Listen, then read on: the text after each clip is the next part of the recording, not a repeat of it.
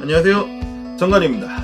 신규 간호사로 출근한 당신, 이제 선배 간호사 혹은 프리셉터를 졸졸 따라다니면서 이런저런 많은 일들을 배우게 될 겁니다. 그리고 처음에는 일단 보세요 라는 이야기를 가장 많이 듣게 되겠죠. 이게 뭐다? 옵저베이션. 옵저베이션, 관찰이라고 해서 아무 생각 없이 그냥 보고만 있으면 안 됩니다. 이번에는 신규 선생님들에게 필요한 옵저베이션 요령에 대해서 이야기해 보겠습니다. 자, 신규 간호사의 옵저베이션은 학생 때의 옵저베이션과 비슷하면서도 조금 다릅니다. 학생 때 멀리서 지켜봤었다면 신규 때는 좀 더 가까이에서 지켜보고, 학생 때는 꼭 안 봐도 크게 문제가 없었다면 신규 때는 지금 본 내용을 토대로 따로 공부를 해서 나의 지식으로 만들지 않으면 실제로 내가 수행할 때 문제가 있다는 거죠. 앞으로 제가 이런 영상을 만들 때마다 계속 이야기하겠지만 여러분은 이제 학생이 아닙니다. 한 명의 어엿한 간호사예요. 옵저베이션 하라고 했다고 학생 때와 똑같이 하면 안 됩니다.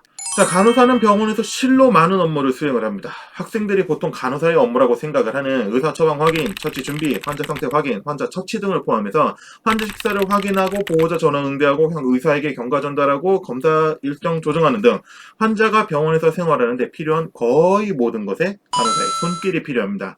그리고 부서마다 특성에 따라서 또 특이한 업무들을 조금씩 수행하기도 하죠. 신규 선생님들은 이 모든 것을 폭넓게 관찰을 해야 해요. 학생 때 하던 것처럼 액팅 절차, 손을 씻는다, 어떤 기구를 짚는다, 손을 어떻게 움직인다, 이런 것만 들여다보면 안 되고, 석션을 할 때 선배 간호사의 눈이 무엇을 보는지, 라운딩 할 때 선배가 환자에게 어떤 것을 물어보는지, 의사에게 노티를 하기 전에 무엇을 확인하고 준비를 하는지 등등등 여러분이 관찰해야 하는 것들이 참 많아요.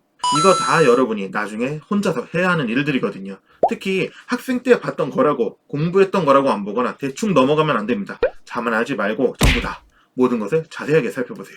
자, 방금 모든 것을 관찰하라고 했었죠. 하지만 여러분이 관찰한 모든 것을 전부 다 적어야 된다는 것은 아닙니다.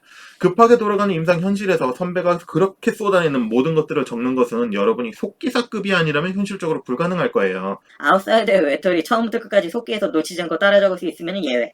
자, 그러면은 꼭 골라서 적어야 하는 게 어떤 것들이냐?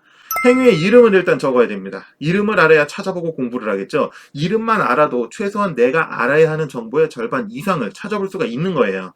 물론 이름을 몰라도 공부하는 방법이 따로 있긴 합니다. 이것은 나중에 신규 관해서 공부 영상에서 추가로 이야기하도록 할게요. 수행에 어떤 물건이 필요한지도 확인을 해야 됩니다. 교과서에서는 A, B, C를 쓴다고 나오는데 실무에서는 B, C, D, E를 쓰는 경우가 있습니다. 이것은 파트 특성이나 환자 상태 혹은 병원에 들어오는 물품에 따라 다르기 때문인데 쓰이는 물건만 알아도 절차는 얼추 때려 맞출 수 있는 거거든요. 기구의 이름을 정확히 알면 좋은데 정 안 되면 사진이라도 찍으세요. 정 어쩔 수 없으면 그림이라도 그리고, 추가로 저번 영상에서 물품의 위치와 역할에 대해서 공부를 했다면 그것까지 연결시킬 수 있어야 합니다. 자, 실제 수행의 절차의 차이도 좀 확인해 보셔야 되는데요. 기구의 이야기와 조금 비슷한데 교과서에서는 ABC로 나오는데 실무에서는 B를 넘기거나 ADC로 아예 다른 절차로 보이는 것처럼 하는 경우가 있습니다. 학생 때는 정확한 이론의 기초를 공부해야 하니까 이 다른 절차를 파악하는 게 꼭 필요한 것은 아닌데 우리는 학생은 아니잖아요. 여기서 이 다른 부분을 왜 그렇게 하는지를 찾아내서 공부를 하는 게 여러분이 해당 부서에서 공부해야 하는 핵심이나 업무 특성인 경우가 꽤 있습니다. 그 포인트를 집중해서 보고 캐치해서 적으셔야 돼요. 자, 말로 설명은 하진 않지만 반복되는 행동들이 있습니다. 선배 선생님이나 프리셉터를 따라다니다 보면은 이거는 이런 거다, 저거는 저런 거다, 이렇게 말을 정확하게 하진 않는데 계속 반복하는 어떤 행동들이 있을 겁니다. 이걸 왜 신경 써야 되느냐? 보통 신규 선생님들이 혼자 일할 때 여기서 에러나는 경우가 많거든요. 사실 이거는 눈썰미가 좋은 사람이나 아니면 센스가 좋거나 이러지 않으면은 알아채기 힘든 부분일 수도 있어갖고 필수로 꼭 해야 되는 것은 아닙니다. 근데 옵저베이션 도중에 뭔가 자꾸 눈에 밟히는 게 있다, 그러면 얼른 메모해놓고 관련 부분을 찾아서 공부해보세요. 도움이 될 겁니다. 자, 조만간 신규 관해서 공부 영상에서 자세히 이야기를 하겠지만 모른다고 바로 다이렉트로 질문을 하면 안 됩니다. 선배도 자기 일 쳐내면서 신규 선생님을 가르쳐주는 거라 답해줄 에너지가 부족하기도 하고 올바른 신규의 행동 요령이 아니기도 하거든요. 자세한 이야기는 나중에 따로 이야기로 하고, 일단은 여러분이 관찰한 내용, 메모한 내용을 토대로 공부부터 하세요. 혼자. 공부하고 나서 모르는 부분을 물어보는 것이 여러분이 옵저베이션 내용을 갈무리하는 데 도움이 됩니다. 선배한테 답 구하기도 좋고. 다른 건 안 해도 신규 선생님들이 옵저베이션 후 꼭 해야 하는 것이 있습니다. 바로 감사인사죠. 신규 선생님들을 가르쳐 주느라 신경 쓰고 고생해준 선배 선생님이나 프리セ터 선생님께 항상 감사합니다 라고 인사를 하세요.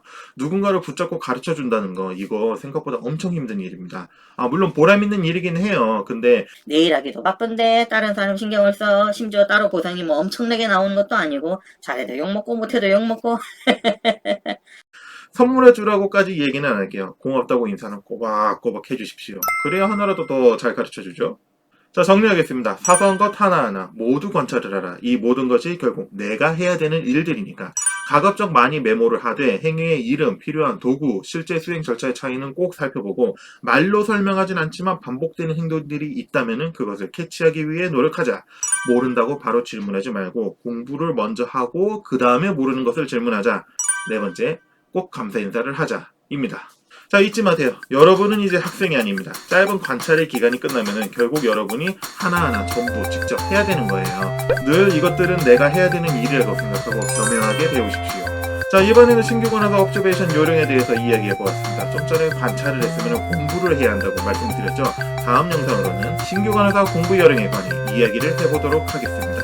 긴 이야기 들어주셔서 감사합니다. 저는 여러분께 도움이 될 또 다른 요령, 또 다른 이야기로 다시 찾아뵙도록 하겠습니다. 그럼 여러분의 건강을 빌며 캐치네시